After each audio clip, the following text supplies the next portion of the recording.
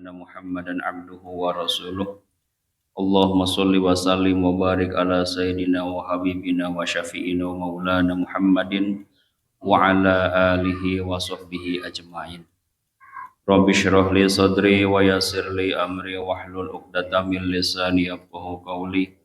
Allahumma aghnina bil ilmi wa zayyina bil hilmi wa akrimna bit taqwa wa jamilna bil afiyah.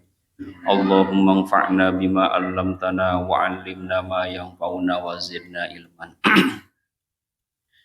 Para jamaah Bapak Ibu yang dimuliakan Allah Subhanahu wa taala. Alhamdulillah tidak terasa kita sudah bertemu lagi dengan malam Sabtu. Malam ini mudah-mudahan pertemuan kita diridhoi Allah Subhanahu wa taala.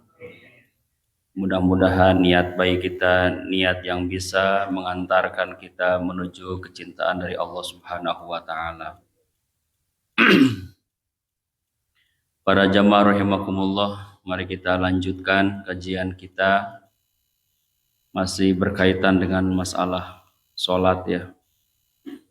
Pada pertemuan yang lalu ketika kita berbicara masalah sholat, maka setidaknya ada beberapa yang mesti kita pahami.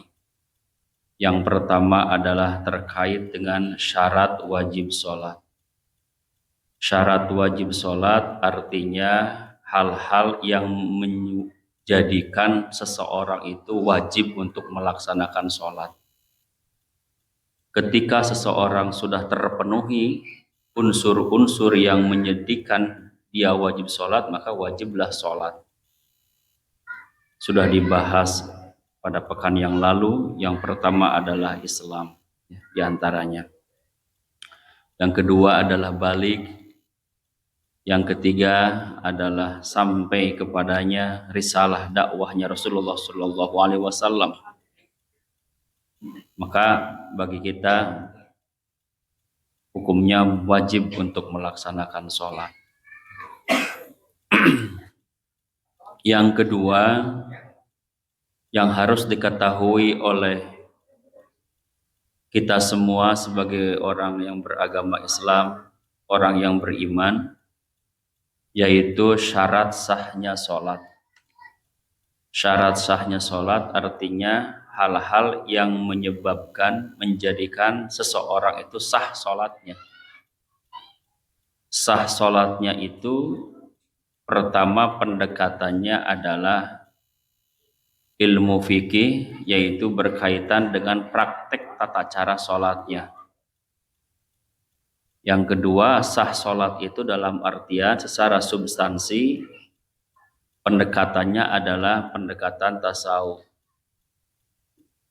Perbedaannya, kalau ilmu fikih ngatur sholat menurut lahiriah, gerak-gerik tata cara sholat secara lahiriah. Kalau ilmu tasawuf pendekatannya adalah gerak-gerik batin ketika sholat. Bahkan banyak Al-Quran yang menceritakan tentang mulianya sholat, istimewanya sholat ketika pendekatannya pendekatan batin. Ya, sampai pada puncaknya, kalau sholat dilakukan lahirnya benar, batinnya benar, maka tarahum ruk'an sujada yabtaguna fadlan minallahi wa ridwana. Akan terpancar dari dirinya bekas sholatnya. Akan terpancar dari dirinya dari apa? Dari amalan sholatnya. Jadi gerak-gerik kehidupan sehari-harinya itu memancarkan cahaya-cahaya sholat. Jadi tidak ada perbedaan nilai yang dilakukan dimiliki pada saat sholat dengan nilai-nilai di luar sholat. Tapi justru nilai-nilai yang ada di luar sholat itu merupakan cermin daripada sholatnya yang benar. Secara lahir, sholat itu akan mampu menjadi benteng dari praktek-praktek kemaksiatan, kemunkaran. Inna sholata tanha anil fasya wal munkar. Harus sampai situ derajatnya. Jadi kalau ada orang sholat tapi munkar masih jalan, kalau dia sholat tapi maksiat masih jalan, memang harus diperbaiki sholat. Itu tadi bisa jadi sholatnya hanya sekedar gugur kewajiban, rutinitas ritual, hanya bebas kewajiban saja.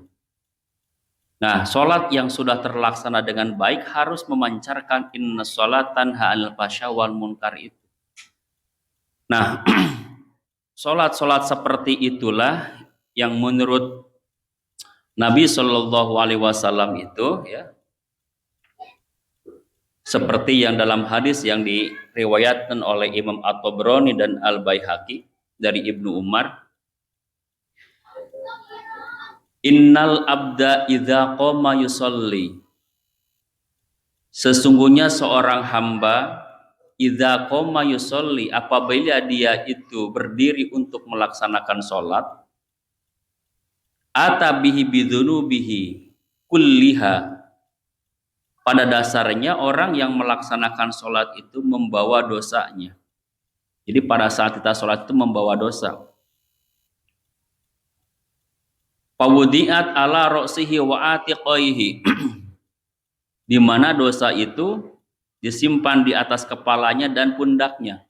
Jadi kita itu pada saat sholat itu memikul beban dosa. Fakullama raka'a sajada, maka tatkala ruku dan sujud, tasaqatat anhu dzunubuhu, maka berguguranlah dosa-dosa yang dia lakukan itu. Jadi kalau sholatnya sudah benar-benar itu menjiwai, ya, secara lahiriah sampai derajat khusyuk, secara batinnya juga sampai derajat khusyuk tadi, maka sholat itu menjadi kifarah. Ya, sholat itu menjadi penghapus dosa. Bahkan yang menarik itu, kalau kita merujuk kepada salah satu ayat Quran, ya ayyuhalladzina amanu sta'inu bis-sabri was-shalah, wahai orang-orang yang beriman, mintalah pertolongan kepada Allah bis-sholati, dengan sholat, was-sabri, dan kesabaran. Termasuk diantaranya adalah Nabi Zakaria. Nabi Zakaria itu sudah tua. Dia punya istri yang kalau dalam bahasa modern secara medis, istrinya itu sudah tidak mungkin punya anak. Udah mandul, udah menopause. Beliau berdoa kepada Allah. Dan pada saat sholat itulah Allah mengabulkan, di mana istrinya hamil. Dan Allah sendiri yang memberikan namanya, bernama Yahya alaihissalam. Ya. Jadi sholat itu benar-benar bagi orang-orang beriman itu di dalamnya ada apa? Ada doa. Makanya salah satu pengertian sholat secara bahasa ada doa. Maka berdoalah pada saat sholat. Dan memang bacaan-bacaan sholat itu tidak lepas dari apa? Doa-doa. Contohnya apa? Ihdinas siratal mustaqim, kalau surat Al-Fatihah ya. Ya Rabb, tunjukkanlah kepada kami siratal mustaqim, jalan yang lurus. Jalan yang lurus itu ditafsirkan oleh para ulama secara umum aidinil Islam. Jadi Islam itu adalah aturan pedoman dalam rangka menunjukkan ke jalan yang lurus. Jadi siratal mustaqim itu ditafsirkan oleh para ulama itu al-Islam. Ya. Karena Islam itu memang pedoman hidup. Jalan hidup yang benar dan lurus itu Islam. Contoh yang lain, doanya di mana? Ketika duduk antara dua sujud. Apa doanya? Rabbi firli warhamni wajburni warfa'ni warzuqni wahdini wafini. Itu komplit doanya. Diawali dengan permohonan ampun kepada Allah, diakhiri dengan mohon ampun kepada Allah, tapi di dalamnya, di tengah-tengahnya minta rezeki, minta diangkat derajat, minta ditambalan dari segala kekurangannya. Cuman sayang, orang terpaham ketika baca. Coba resapi satu-satu itu. Robbi firli. Terbayang. Makanya sholat itu apa? Tasaqatat anhu dzunubuhu. Berguguran pada sholat-sholat itu dosa-dosa kita. Rabbi gfirli warhamni, ya Allah ampuni, warhamni, dan rahmat. Rahmat itu turun ketika sudah Allah mengampuni. Rahmat itu tidak akan turun kalau Allah tidak mengampuni. Makanya indah itu doa itu, luar biasa. Ya. Nah, ini pentingnya ampunan dari Allah itu sampai turun al-rahmat dari Allah itu begini. Dulu ada cerita orang yang sudah berlumuran dosa. Ya kan? Kalau membunuh nggak tanggung-tanggung. Ratusan. Ya. Suatu ketika merasa bersalah, merasa berbuat dosa yang sudah banyak. Kalau bahasa kita eling. Ya. Ingin bertaubat kepada Allah. Pada saat ingin bertaubat, ya perlu ada dituntun.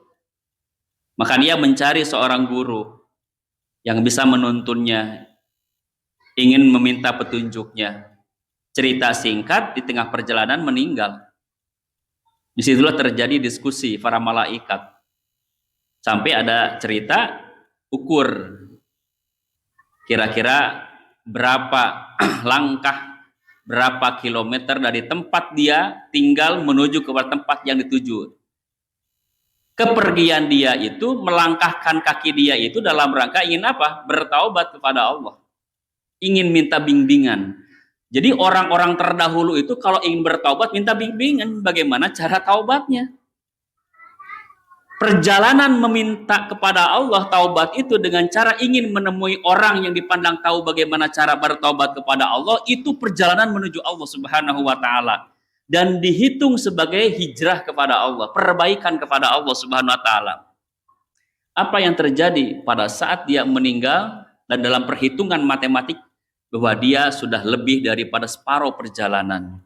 Ibaratnya kalau perjalanan dari tempat dia tinggal menuju ke tempat yang dituju 10 km, dia di 5 km sudah meninggal dunia. Lebih sejengkal. Apa yang terjadi? Allah sudah menghapuskan dosa-dosanya dan Allah menggantikan perbuatan kesalahan jadi kebuatan baiknya. Dijamin surga oleh Allah. Makanya saya selalu mengingatkan, niatkan yang bagus ketika menghadiri tempat-tempat dalam rangka menuju kita kepada Allah.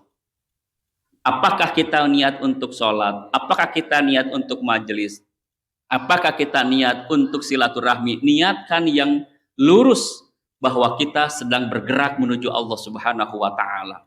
Itu kemarin malam Rabu sudah dibahas ya. Bagaimanapun kita sedang bergerak menuju Allah ya.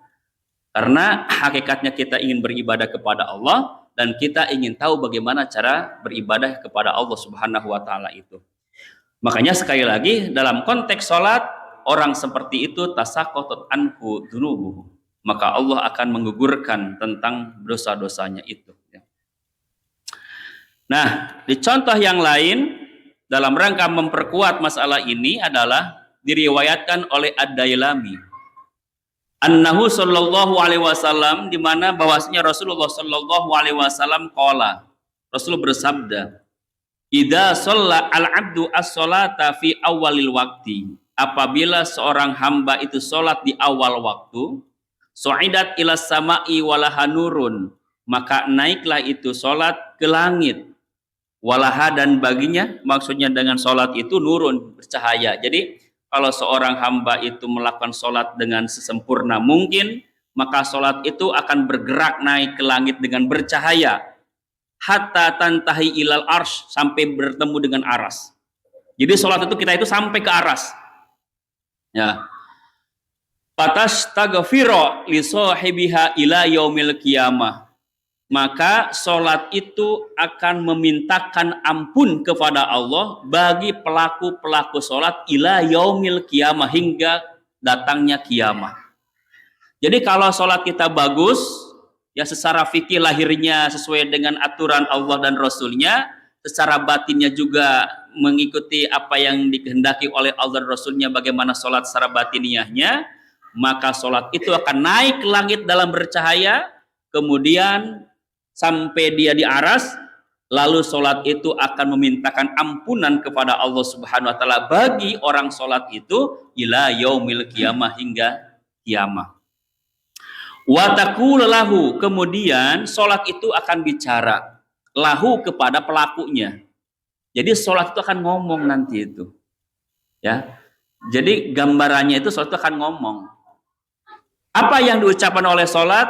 Hafidhakallahu kama hafidtani. Semoga Allah menjagamu seperti halnya engkau telah menjagaku, memeliharamu seperti halnya engkau memelihara aku. Itu salatnya yang bagus. Wa idza shalla al-'abdu as-sholata fi ghairi waqtiha. Ketika seorang hamba itu melakukan salat di ghairi waqtiha, di luar waktunya. Nah, ini orang AB ini. Ya. Orang salat tambangan di luar waktuna, salat duhur jam 4.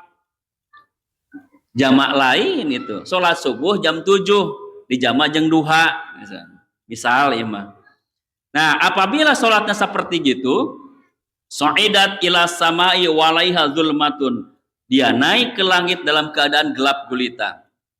Faidan tahat ila samai, apabila sudah nyampe ke langit, tulaffu kama yulaffu thawbul khalaf, maka dilipatlah dilipat ya sholat itu, atau digulung sholat itu seperti halnya melipat pakaian yang sudah rusak, pakaian yang sudah leseh. Wa yudrabu biha wajhu sahibiha, kemudian sholat itu akan dipukulkan ke pemilikinya atau kepada pelakunya. Wa taqulahu, kemudian sholat itu akan bicara, doyyakallahu kama doyyatani, semoga Allah menyanyiakanmu seperti hanya engkau telah menyanyiakanku. Suatu bicara nanti, ya. Maka di alam kubur itu, ya, pada saat orang masuk alam kubur itu, ada riwayat yang menceritakan tentang apa? Tentang pertanyaan munkar nakir. Jadi kalau kita sudah wafat, ya kan, begitu jasad sudah dimasukkan ke alam kubur, maka si ruh itu dikembalikan lagi sesaat ke jasadnya. Disitulah terjadi proses, ada yang bertanya pertanyaan-pertanyaan dari para malaikat itu. Umum pertanyaannya itu, ya, kita pun sudah hafal bocoran soalnya itu. Man rabbuka, wa man nabiyuka, wa man dinuka, dan seterusnya itu. Sudah hafal kita. Tapi masalahnya yang menjawab bukan bibir, bukan akal pikiran kita. Yang menjawab itu iman kita. Ya. Kalau iman kitanya bagus, ya, rahmat Allah ada di situ, insya Allah kita bisa jawab. Tapi ada di ayat yang lain ataupun hadis yang lain, gambarannya itu tidak berupa pertanyaan, tapi dihadirkan seorang sosok. Ya, jadi nanti malaikat itu menghadirkan seorang sosok. Kalau bahasa kita, siapa ini? Kalau orang yang beriman, dia jawab, dia adalah Nabiullah Muhammad sallallahu alaihi wasallam. Berbahagialah, dibuka pintu tuh. Pintu surga itu diperlihatkan. Makanya orang yang beriman, yang mampu bisa menjawab itu pertanyaan kubur itu, dia akan melihat kondisi tempatnya nanti yaitu surga, maka dia berdoa, ya Allah segerakan kiamah. Jadi doa orang ahli kubur yang beriman itu doanya adalah minta disegerakan kiamah. Kalau kita apa? Panjang umur. Nah, tapi kalau orang itu nggak bisa jawab, siapa ini? Lah, udah balak mudah. Itu dibukakan pintu neraka. Apa doanya? Ya Allah, tangguhkanlah kiamah. Itu bedanya, ya. Mudah-mudahan kita masuk kelompok yang pertama, ya. Nah, nanti pun yang hadir itu apalagi semua amalan kita hadir menjelma, sholatnya, sedekahnya, itu yang menemani kita nanti, gitu. Nah, ini terkait dengan sholat, ya. Oleh karena itu sholat akan bicara nanti menjadi pelindung pada kita. Nah, lalu bagaimana kalau orang itu mengabaikan, ya? Kalau orang itu mengabaikan, jangankan meninggalkan, ini mengabaikan saja begini. Diriwayatkan, ya, dalam sebuah hadis ini. Inna fi jahannam wadiyan. Di dalam neraka jahanam itu ada wadi, ada wadian. Wadian itu semacam jurang kalau bahasa kita. Ya, jurangnya neraka jahanam, ya. Yuqalu lahu, kemudian diceritakan kepadanya, ya. Ya, kepada wadi itu yaitu apa? Lumlum. Namanya jurang lumlum, ya. Namanya jurang lumlum. Ada wail, ada lumlum, istilah-istilah jurang dalam neraka itu. Fihi hayyatu, di dalam lumlum itu, di dalam jurang itu terdapat ular-ular. Ya. Tuluha, panjangnya ular itu bukan 10 meter, bukan 20 meter. Masiratu syahrin, perjalanan perkiraan 1 bulan. Kira-kira sampai di mana tuh kalau kita jalan kaki? Di dunia lah, jangan hitungan akhirat, di dunia itu. Dalam rentang 1 bulan. Pakai istirahat ya Pak? Hah? Gak apa-apa pakai istirahat juga. Ya, kira-kira sampai mana ya? Perhitungannya itu kalau 20 km itu sekitar 2 jam. Kalau normal jalannya itu. Ya, 20 km 2 jam.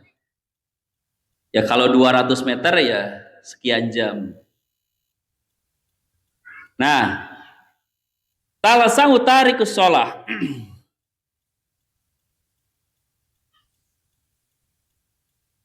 Itu terjadi ya kepada orang-orang yang apa? Meninggalkan sholat. Kalau bahasa kita itu talasau itu apa namanya itu? Kalau orang itu matuk gitu, sambil menghemburkan apa? Bisa. Talasau tarikas sholah. Ular itu akan matok orang yang meninggalkan sholat. Fayagla samuha fi jismihi sab'ina sanah. Maka dia akan apa namanya itu si racunnya itu kan, itu akan mendidih, ya, ngagolak mendidih ya. Si racunnya itu di anak fi jismihi, dalam tubuhnya orang itu sab'ina sanah, 70 tahun. Jadi 1 kali patukan itu akan membuat mendidih ya si orang yang meninggalkan sholat itu sab'ina sanah, 70 tahun. Tsumma yataharra lahmuhu. Kalau bahasa kita yataharra itu adalah muruluk, berjatuhan daging-dagingnya. Memang kita itu akan menjelma kembali. Begitu dibangkitkan yaumul ba'ts itu kita dihidupkan kembali dengan tubuh di alamnya gitu. Wallahu a'lam bishawab. Karena yang kalau kita di dunia itu terbuat dari tanah, kalau di sana itu ya tidak lepas daripada amalan-amalan kita. Cara berjalan pun juga nanti berbeda-beda. Ada yang jalan dengan kakinya, ada yang jalan dengan tangannya, ada yang jalan dengan perutnya, bahkan ada yang jalan dengan kepala dan pipinya gitu kan. Terbalik nanti itu. Ya tergantung amalannya di situ.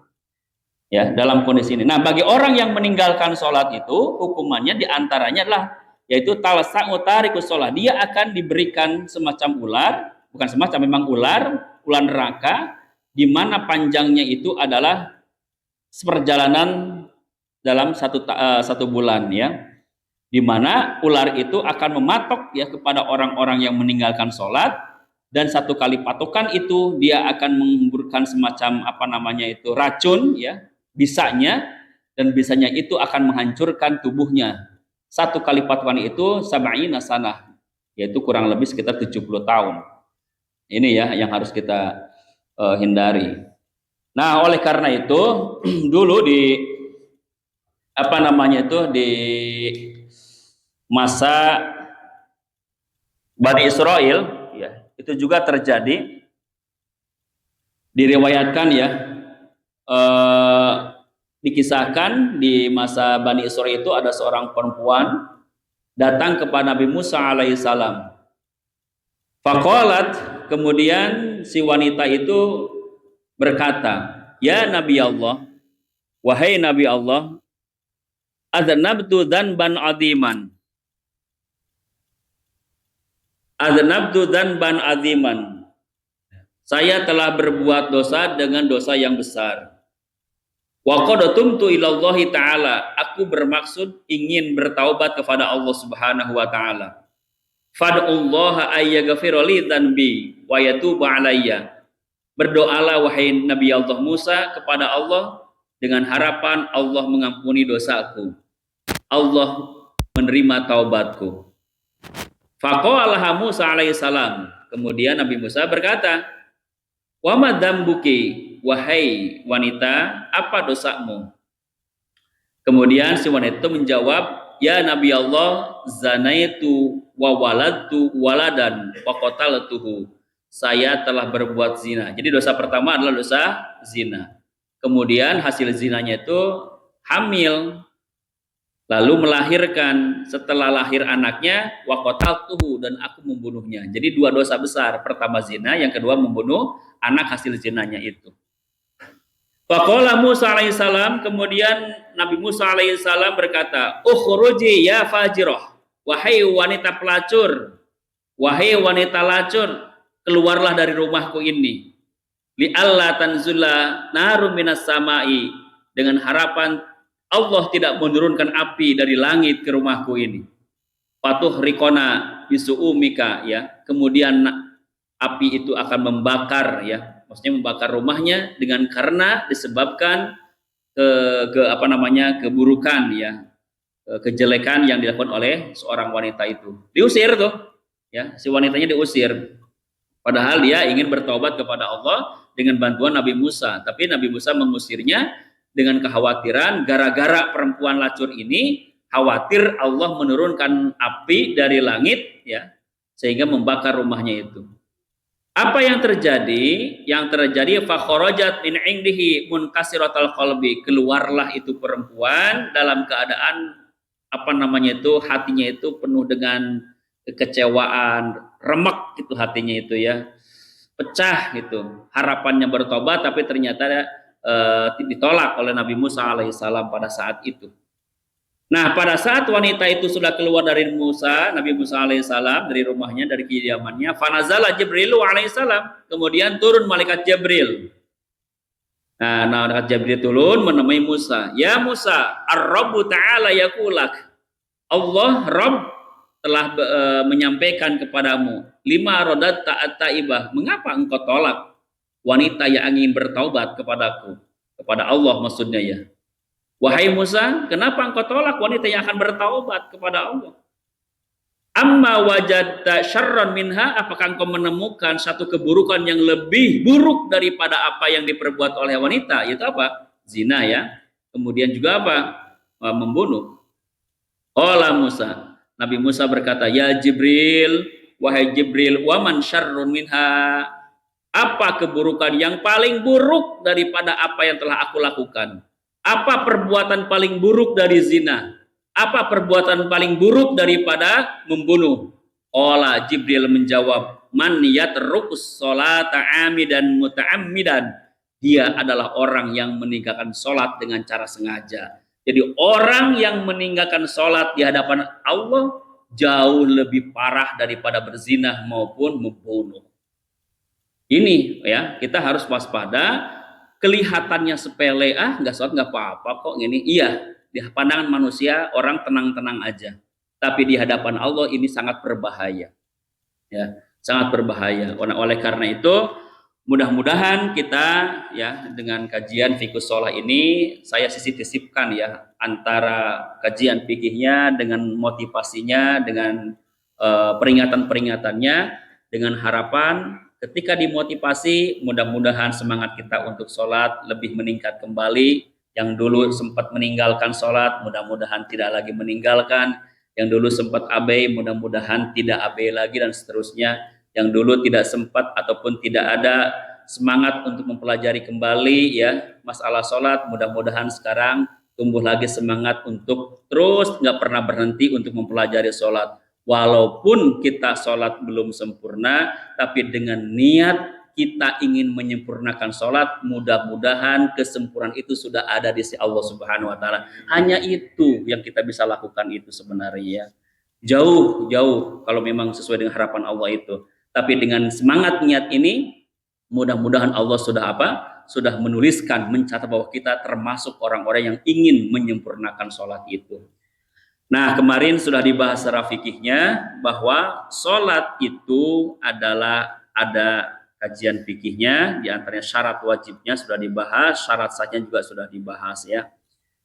Nah, satu ayat lagi ini sebagai motivasi bahwa ketika tadi, ya, orang-orang yang abai terhadap sholat, bahkan kecenderungan meninggalkan sholat, maka Allah mengingatkan dalam Quran surat Al-Ma'un ayat 4 sampai ayat 5, ya. A'udzubillahi minasyaitonirrajim. Fawailul lil musallin alladzina hum an sholatihim sahun. Celakalah bagi orang-orang yang sholat. Tuwail, sama Wail juga adalah wajin, satu lembah yang ada di neraka jahanam ya. Bagi orang-orang yang sholat, yaitu siapa? Yaitu orang-orang yang lalai dari sholatnya. Nah, apa yang maksud lalai?